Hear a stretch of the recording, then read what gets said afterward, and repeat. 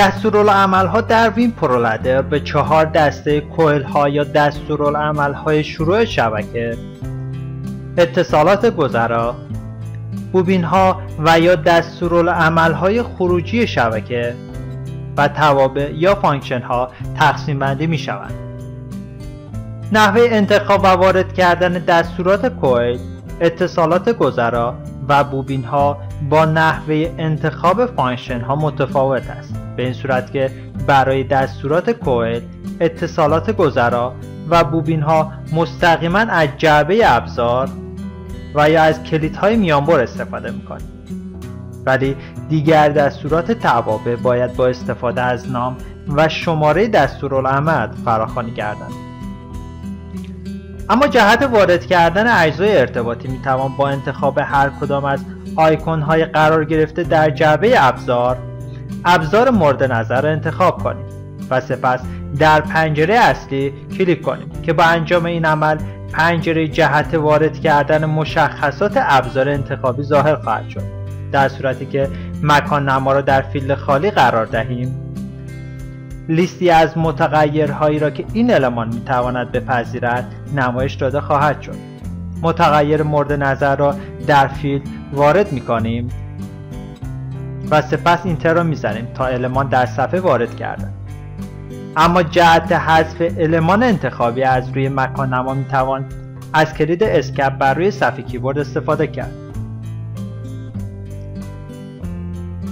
و اما تمام عملیاتی که با استفاده از موس انجام شد میتوان مستقیما با استفاده از کلیدهای میانبر انجام داد.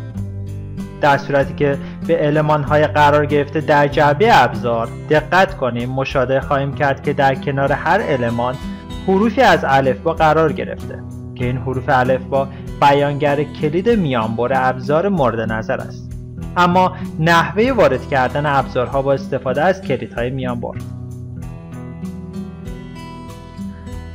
جهت وارد کردن هر ابزار با استفاده از کلید میانبر کافی است ابتدا نقطه‌ای را در پنجره اصلی انتخاب کنیم. سپس کلید میانبر ابزار مد نظر را از صفحه کلید وارد کنیم. برای مثال حرف A که نشان دهنده کنتاکت باز است وارد می‌کنیم. به محض انتخاب حرف A، پنجره مربوط به وارد کردن مشخصات این ابزار ظاهر خواهد شد. اکنون مانند روال قبل مشخصات متغیر را وارد می‌کنیم.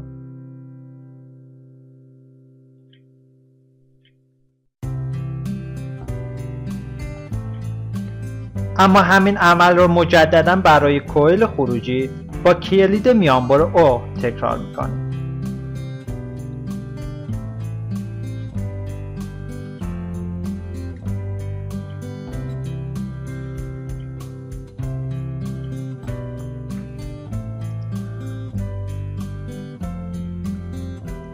گاهی لازم است المان‌هایی را که قبلا وارد کردیم اصلاح کنیم که اصلاح می‌تواند شامل نوع متغیر وارد شده و یا شامل نوع ابزار انتخابی باشد. برای انجام این عمل با استفاده از صفحه کلید ابزار مورد نظر را انتخاب می‌کنیم.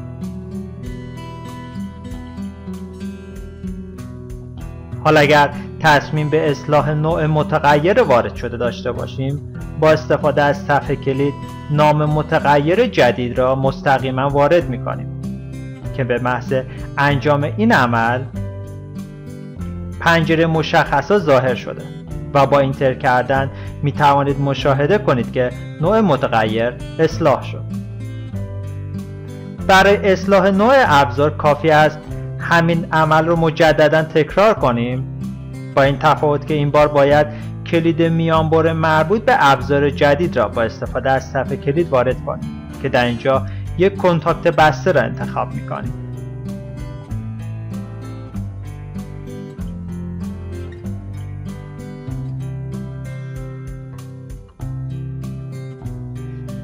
اما نحوه انتخاب و وارد کردن توابع.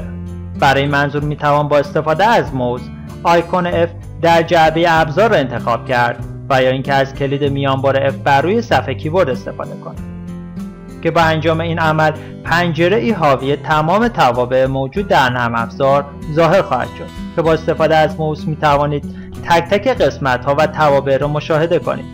و جهت انتخاب هر تابع می توانید بر روی تابع مورد نظر دابل کلیک کنید و یا اینکه شماره و نام تابع را در فیلد function name بنویسید. در قسمت دیسکریپشن توضیحاتی برای تابع انتخاب شده نمایش داده می شود.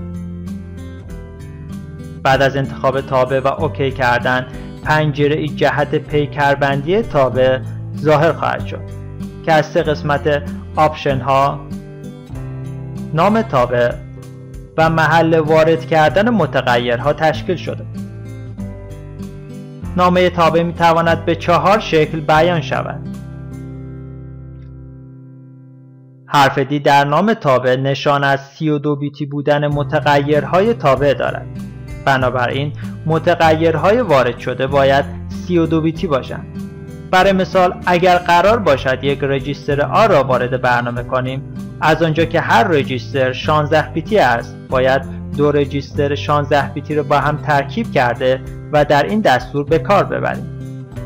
برای مثال 2 رجیستر R0 و R1 با هم 32 بیت را تشکیل می دهند و این متغیر 32 بیتی را به صورت DR0 نشان می دهیم که شامل 2 رجیستر R0 و R1 است.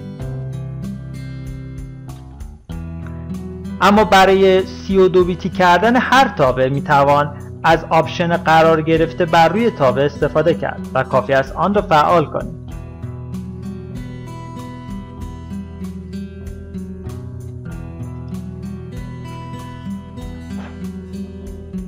و حرف P در نام تابع بیانگر فعال شونده با پالس است که با انتخاب این آپشن اجرای این دستورالعمل منوط به وارد شدن یک لبه بالا رونده یا یک پالس در ورودی پایه فعال کننده تابع است.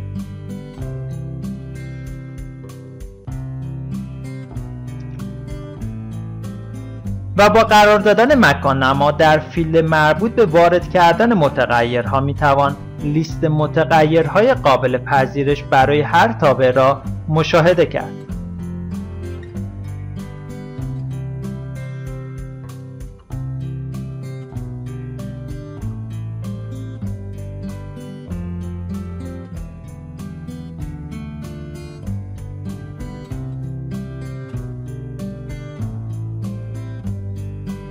هر تابع یا دستورالعمل شامل 4 بخش اصلی است.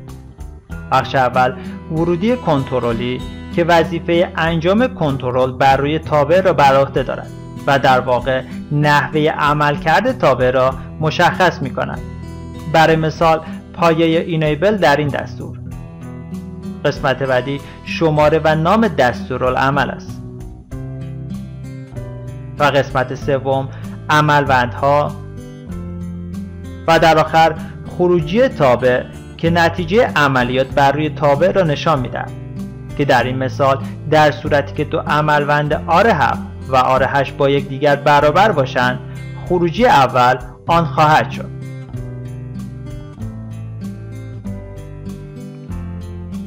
عملوندها در یک دستورالعمل مرجع و محل ذخیره داده ها می باشند که می تواند به صورت رلئی یا تگ بیتی باشد. مطابق این جدول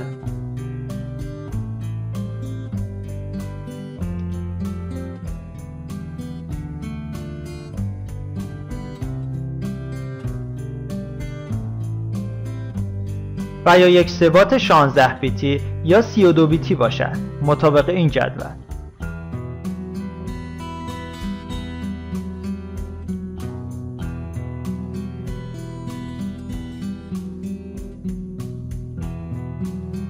این عملوندها در یک تابع می توانند جایگاه و پست خاصی را به خود بگیرند که در این مثال R7 و R8 در جایگاه SA و SB قرار گرفتند که این جدول نشان دهنده جایگاه عملوندها و معنا و مفهوم هر کدام است که در این مثال S به معنای سورس بود.